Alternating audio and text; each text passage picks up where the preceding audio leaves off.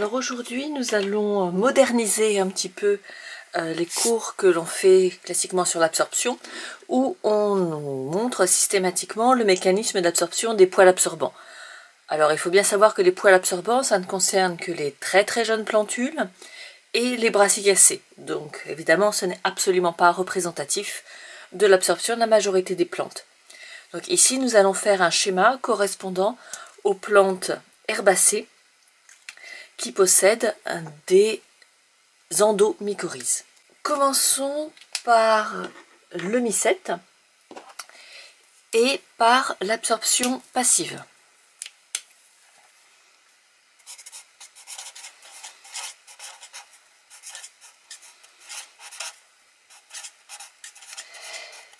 Ces absorptions passives se font par diffusion facilitée, même s'il y a pour l'eau un petit peu de passage directement à travers les lipides. Donc en ce qui concerne l'eau, le mycète possède des aquaporines. Vous pouvez vous représenter les aquaporines comme étant un canal à eau, mais dont le diamètre est tellement faible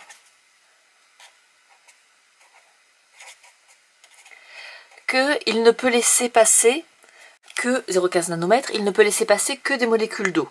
Alors pourquoi ça correspond seulement au diamètre de molécules d'eau? Vous pourrez me dire, bah ça c'est à peu près le diamètre d'un ion, mais il faut savoir qu'un ion n'est jamais seul en solution. Par exemple, si vous prenez le potassium est entouré de molécules d'eau, et parce qu'il est qui présente des charges, et parce qu'il est entouré de molécules d'eau, son diamètre hydraté, pas son diamètre tout court, son diamètre hydraté est supérieur au pore de l'aquaporine, et c'est pour ça que l'aquaporine finalement est un canal spécifique ne laissant passer que de l'eau. Donc dessinons la membrane plasmique du mycète. Il y a aussi des canaux potassiques, et comme la DDP à l'intérieur est négative, on pense une centaine de millivolts, mais ça n'a pas été très étudié. La force électrique permet au potassium de rentrer.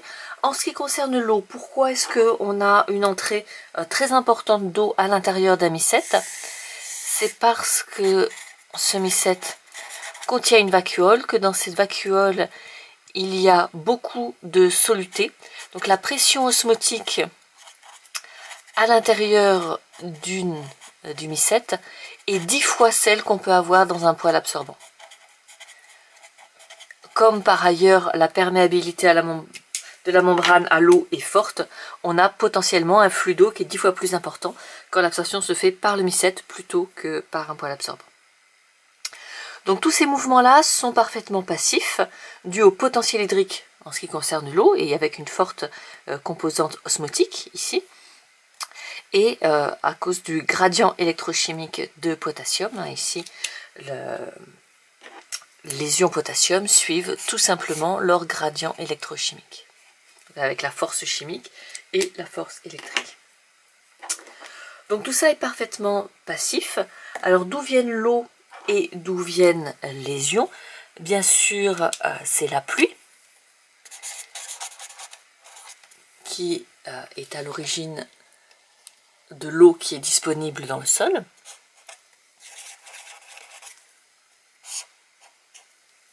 Mais cette eau, elle s'équilibre. Il y en a dans les espaces, bien sûr, mais il y en a aussi autour du complexe argilo-humique, qui permet de retenir l'eau et de l'empêcher de lessiver et de quitter très rapidement le sol. En ce qui concerne le potassium, la source sont les roches. Par altération, la roche donne du potassium et on a exactement le même système. Le potassium n'est pas lessivé et emporté dans les rivières parce qu'il peut s'associer au complexe argilo-humique qui le retient dans le sol, en particulier grâce aux charges négatives que vous trouvez à la surface des argiles.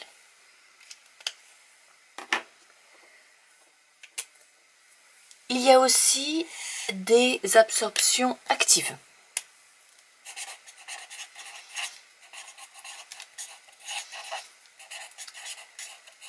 Alors ce que l'on sait de façon sûre, c'est qu'il existe chez les mycètes une pompe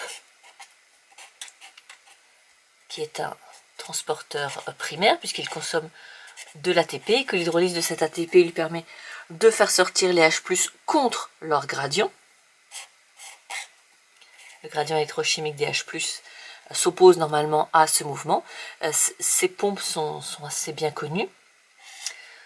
Et au moins un transporteur est bien caractérisé, c'est le transporteur Syn-Pore nitrate qui utilise l'énergie potentielle de ces H+ qui sont sortis de la cellule contre leur gradient pour faire rentrer des nitrates. Et donc là, nous avons un transport actif secondaire.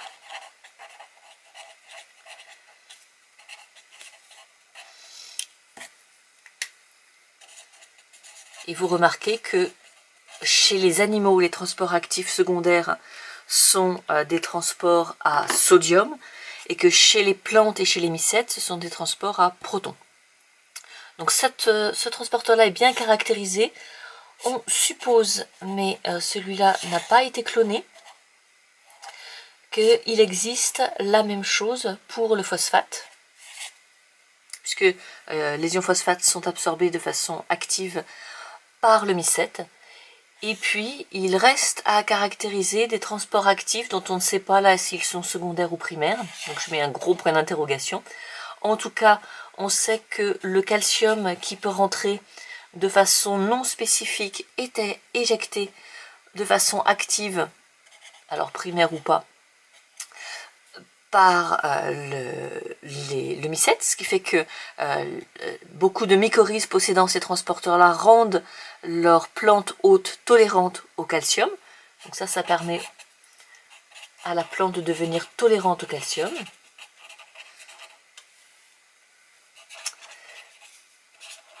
Donc ça c'est ce qu'on appelle des plantes calcicoles, mais en fait la propriété calcicole est généralement une propriété de la mycorhize et non de la plante comme on l'a cru très longtemps. Et puis on peut avoir le même genre de phénomène avec le sodium, là aussi, hein, les transporteurs ne sont pas bien caractérisés. On sait que c'est actif, mais on ne sait pas si c'est primaire ou si c'est secondaire, donc je mets encore un point d'interrogation ici. Et la plante ici devient tolérante au sodium et peut supporter que le sol soit contaminé un peu par du sodium, notamment pour les plantes qui sont assez proches du littoral, c'est quelque chose d'intéressant. Pour compléter notre schéma, n'oublions pas de mettre une paroi à ce mycète, donc paroi de cellulose et de chitine, puisque le trait précédent que nous avions dessiné était la membrane plasmique.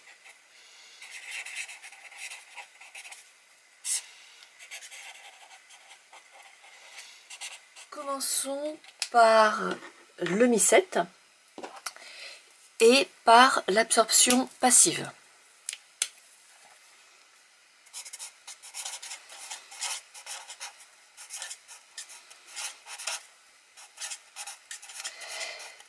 Ces absorptions passives se font par diffusion facilitée, même s'il y a pour l'eau un petit peu de passage directement à travers les lipides.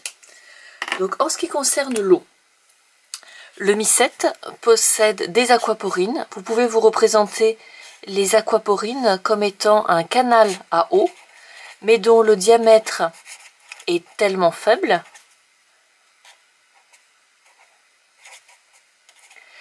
qu'il ne peut laisser passer